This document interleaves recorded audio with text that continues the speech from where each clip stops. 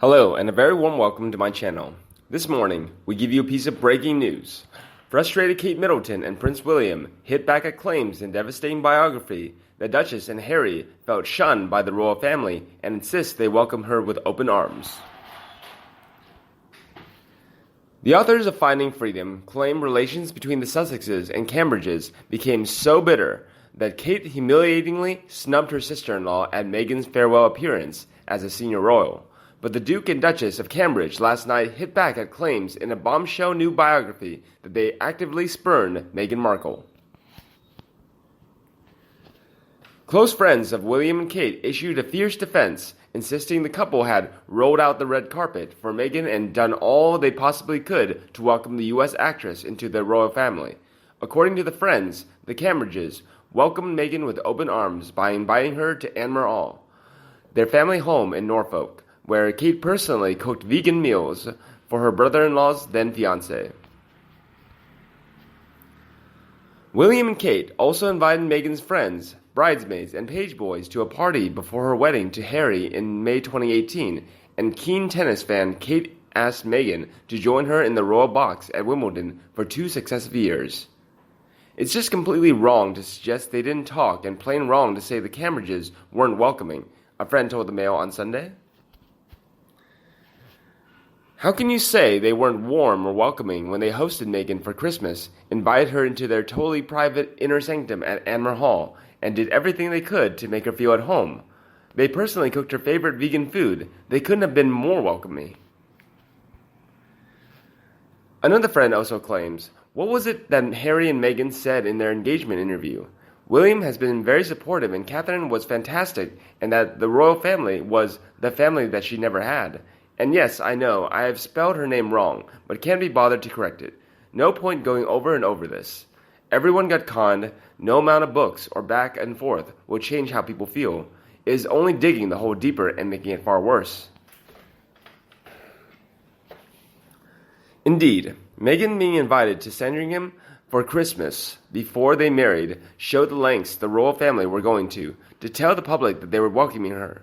The money spent on the wedding and Frogmore Cottage. They got good press throughout the South Africa tour and still complained. Kate and William, apart from losing Harry, need not worry about the loss of public opinion themselves. Blame seems to be leveled at Meghan, but Harry let it happen. He was advised but chose to ignore it, and this is what happened. One word could have sorted this out. No.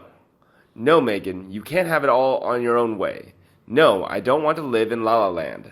He's been spoiled all his life. He needs to find his crown jewels and stand up to her if he wants to salvage any of this UK credibility, but that may be too late. The best thing Kate and William can do is hold their heads high and say nothing. The majority will see this book for what it is, a winning. Blame anyone but me attempt to discredit the royal family with 2 main characters now saying it was nothing to do with them. Their actions speak for them. So sad that William has basically lost his brother to this fame-hunger C-list celebrity. Cambridges are class and do not need to explain themselves. We can all see who the problem is. The book provides an intimately detailed and personalized version of the events leading up to the Sussexes' dramatic departure from royal life, with co-authors Omid Scobie and Carolyn Duran insisting all information in this book has at least 2 sources. Harry and Meghan deny giving interviews. However, many fans also slammed Meghan and Harry for that. A fan wrote, "The Cambridges have no need whatsoever to justify anything. We all know who's to blame for what went wrong. Harry and Meghan. Them and them only. No matter how much they might try to throw blame everywhere else, funny that it was everyone else's fault their star power couldn't shine through while they were in the royal family. Who are they going to blame now that they're out? And they're still failures?" Meanwhile, in other news, Insider described Harry as an idiot, so useless for love. Prince Harry was lucky he was born a rich royal because he's being described by insiders as an idiot, so useless. He couldn't get a job flipping burgers at a fast food joint. Now that the Duke, his high-maintenance Meghan, and infant son, Archie, are settled in Tyler Perry's $18 million mansion in Los Angeles, facing huge expenses, like a yearly $12 million tab for security. Meanwhile, he and wifey are fishing for work to pay their mounting bills. But a royal author notes Harry's unfit for any normal work despite being a grad of Britain's most prestigious military college. What's his role? The writer speculates. He can't get a job in McDonald's or for an investment bank. What's he going to do? He is a useless person.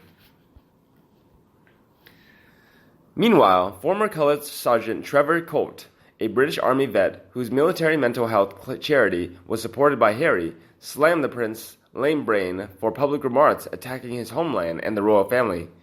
He's turned into a complete idiot, says Colt. His comments are disgusting, and I, for one, am pleased he has left the UK. Colt pointed to the prince's recent negative remarks about England and its Commonwealth of Nations, a collection of former colonies.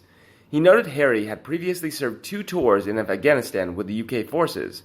A lot of soldiers in the British Army are from the Commonwealth, too. They fought alongside Harry, and he should remember that. Some blame Meghan for Harry's change.